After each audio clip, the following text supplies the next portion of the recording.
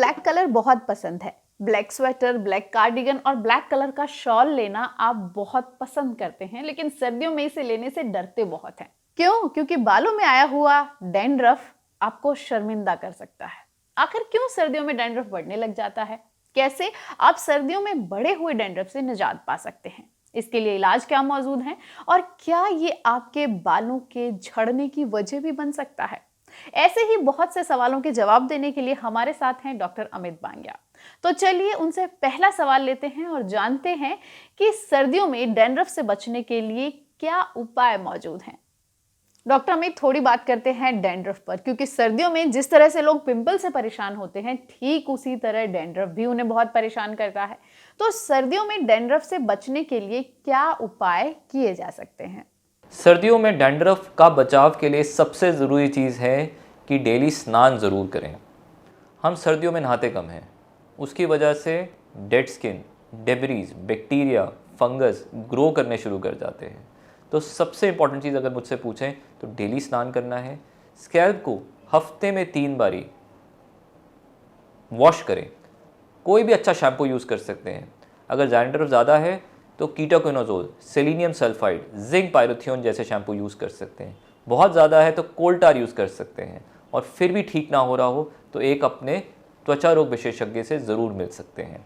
साथ में जैसे ही एक्ने में होता है वैसे ही डैंड्रफ में भी अपना हाइड्रेशन ज़रूर मेंटेन करके रखें। ज़्यादा ऑयल की मसाज ना करें। देखिए, ऑयल इसेंशियल है स्कैल्प के लिए, बट हमारा बॉडी अपने आप तेल बनाता है, सीबम। अगर आप बहुत ज़्यादा तेल लगाएंगे सर पे तो वो फूड बन जाता है फंगस का, और आपका फंगस ज़्यादा ग्रो करेगा और आपको डैंड्रफ होने के चांसेस बढ़ जाएंगे। तो तेल सही लगाएं और कम लगाएं। डॉक्टर, सर्दियों में डैंड्रफ के मामले बढ़ जाते हैं, तो ये भी बताएं कि आखिर ये इतना आम क्यों है कि सर्दियां आने पर डैंड्रफ के मामले बढ़ जाते हैं, और क्या डैंड्रफ के लिए कोई परमानेंट इलाज है? 50% जनसंख्या को डैंड्रफ होता है।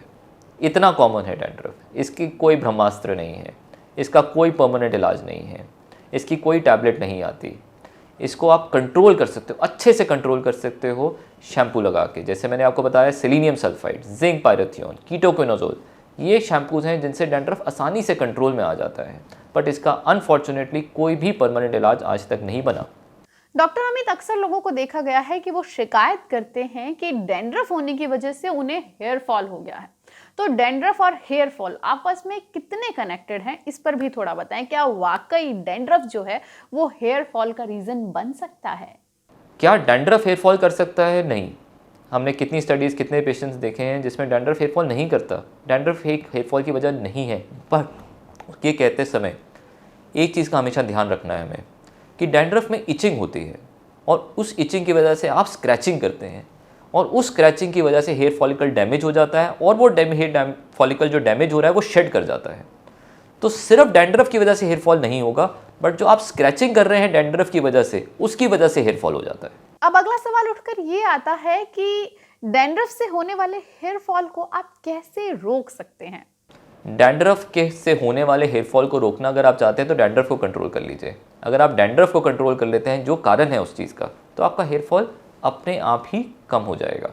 तो उसके लिए सिंपल से रेजिमेंट्स हैं। ज़्यादा आप डेली स्नान करें, अपने स्कैल्प को हफ्ते में 3 बारी, सप्ताह में 3 बारी अच्छे से वॉश करें, हाइड्रेशन मेंटेन करके रखें, स्ट्रेस को दूर रखें, और एक एंटी डैंड्रफ शैम्पू आप इस्तेमाल कर सकते हैं। OTC ब्रांड्स आते हैं जिसमें जिंक पायरोथियोन रहता है, जो हम लोग रिकमेंड करते हैं डर्मेटोलॉजिस्ट, उसमें कीटोकोनाजोल रहता है, सेलेनियम सल्फाइड रहता है, कोल्टार बेस्ड शैम्पूज़ होते हैं, जिससे आपका डैंड्रफ कंट्रोल में आ जाता है। आप डैंड्रफ को कंट्रोल करेंगे, आप इचिंग को कंट्रोल करते हैं, आप अपने आप ही हेयर फॉल रोक देते हैं। डॉक्टर, आपने बताया कि कुछ ऐसे तेल हैं जो बालों के लिए अच्छे हैं, तो डैंड्रफ कम करने के लिए किस तेल की मसाज सबसे बेहतर है? देखिए, डैंड्रफ और तेल ये दोनों एक कॉन्ट्राडिक्टरी चीज़ें हैं। अगर आप ज़्यादा तेल लगाएंगे, गलत तेल लगाएंगे, तो आप मैलासीजिया फंगस की ग्रोथ को बढ़ा देते थे, बिकॉज डैंड्रफ का फूड जो है, जो फंगस का फूड है, वो तेल है। तो तेल का हमने उपयोग कम करना है। बट अगर आप तेल लगाना चाहते हैं तो एक जेंटल तेल लगाएं, जैसे आर्गन ऑयल। ये आर्गन ऑयल जो रहता है आपके स्किन बैरियर को रिपेयर करता है, मॉइस्चराइज करता है, लाइट ऑयल है, कंडीशन अच्छा करता है। इसके अंदर एंटी माइक्रोबियल एजेंट्स होते हैं, एंटी इन्फ्लेमेटरी एजेंट्स होते हैं, सूदिंग एजेंट्स होते हैं जो आपके डैंड्रफ से आपको निजात पहुंचाते हैं, बेटर कर देते हैं आपके डैंड्रफ को। तो लाइट मॉइस्चराइजर, लाइट क्वांटिटी में आप आर्गन ऑयल यूज़ कर सकते हैं। तो डैंड्रफ को कम करने के लिए टी ट्री ऑयल कितना कारगर है? इसके इस्तेमाल के दौरान किन बातों का ध्यान रखा जाना चाहिए? जैसे पिंपल्स में टी ट्री ऑयल काम करता है, डैंड्रफ में भी टी ट्री ऑयल काम करता है, बट अकेले इसका उपयोग ना करें। इसका उपयोग अगर आप करना चाहते हैं तो आप कोकोनट ऑयल या जोजोबा ऑयल के साथ मिक्स करके इसको लगाएं, लगा के आधा घंटा छोड़ दें नहाने से पहले, और उसके बाद आप स्नान कर लें। साथ में अगर आपको ये कंफर्टेबल नहीं है तो आप coconut oil, general gentle coconut oil use कर सकते हैं, ऑलिव ऑयल या लैवेंडर ऑयल भी यूज़ कर सकते हैं। लैवेंडर ऑयल एक इसेंशियल ऑयल है। कोई भी इसेंशियल ऑयल जब आप यूज़ करते हैं तो सीधा स्कैल्प में ना लगाएं, वो इरिटेट कर देगा आपकी स्कैल्प को। हमेशा कैरियर ऑयल जैसे कोकोनट ऑयल या जोजोबा ऑयल के साथ मिक्स करके लगाएं।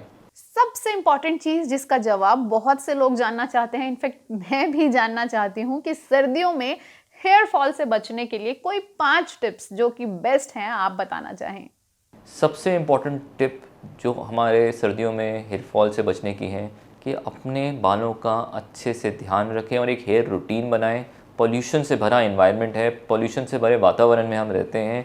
डेली स्नान करें, अपने स्कैल्प को सप्ताह में 3 बारी अच्छे से शैम्पू से वॉश करें। हाइड्रेशन मेंटेन करके रखें। डिहाइड्रेटेड बाल ब्रिटल हो जाते हैं, झड़ जाते हैं। 6 से 8 ग्लास पानी ज़रूर पिए। Green leafy vegetables, fresh fruits, nuts, soybean antioxidant से रिच होते हैं। ये जितने ब्राइट कलर्ड फ्रूट्स होंगे उतने एंटीऑक्सीडेंट्स रहते हैं। ये आपके बालों को स्ट्रेंथ पहुंचाते हैं, उनको स्ट्रॉन्ग बनाते हैं, और ये स्ट्रॉन्ग बाल झड़ते नहीं हैं। इनफैक्ट हेयर ग्रोथ भी इनकी प्रमोट हो जाती है। कोशिश करें, त्योहारों का मौसम है, फास्ट फूड का सेवन कम करें। जितना आप फास्ट फूड कम खाएंगे, जितना आप अल्कोहल कम लेंगे, उतना आप टॉक्सिन्स कम बनाएंगे बॉडी में, और आपके हेयर ग्रोथ और अच्छा होगा, हेयर फॉल कम होगा। बायोटीन का प्रयोग करें। बायोटीन एंड इसेंशियल न्यूट्रिएंट्स जो होते हैं, जो विटामिन्स होते हैं, वो आपके बालों को मजबूती देते हैं, स्ट्रेंथ देते हैं, स्कैल्प को भी अच्छा बनाते हैं और हेयर फॉल को रोकते हैं। और सबसे ज़रूरी, सर्दियों का सीज़न हेयर फॉल का सीज़न है। ये सीजनल हेयर फॉल है, इसके लिए स्ट्रेस मत लें। जितना आप स्ट्रेस लेंगे उतना हेयर फॉल आपका ज़्यादा होगा। तो स्ट्रेस नहीं लेना है आपने। ये एक नॉर्मल हेयर फॉल है, समय के साथ रुक जाएगा। एक आखिरी सवाल जो सर्दियों में हर इंसान के दिमाग में आता है, चाहे वो महिला हो, चाहे वो पुरुष हो, चाहे वो किसी बच्चे की माँ हो, जब उसे अपने बच्चे को नहलाना हो या उसको शैम्पू करना हो, तो ये सवाल अक्सर सभी के दिमाग में आता है कि बालों को गर्म पानी से धोना चाहिए या नहीं, और अगर गर्म से धोना चाहिए तो कितने गर्म पानी से बालों को धोना चाहिए। देखिए, गर्म पानी से बिल्कुल बाल नहीं धोने चाहिए। उसकी 2 वजहें हैं। एक तो डैंड्रफ कर देता है, स्कैल्प ड्राई हो जाएगा, आपकी बॉडी ज़्यादा ऑयल प्रोड्यूस करेगी, सीबम ज़्यादा प्रोड्यूस करेगी, फंगस ग्रो करेगा, आपको डैंड्रफ हो जाएगा। सेकेंडली, गर्म पानी आपकी क्यूटिकल, जो हेयर की जो आउटर लेयर होती है, उसे भी डैमेज कर देता है। जब वो डैमेज हो जाएगी तो हेयर ब्रिटल हो जाएगा और शेड हो जाएगा, और साथ में आपको हेयर फॉल होना शुरू हो जाएगा। तो गर्म पानी आपके लिए अच्छा नहीं है।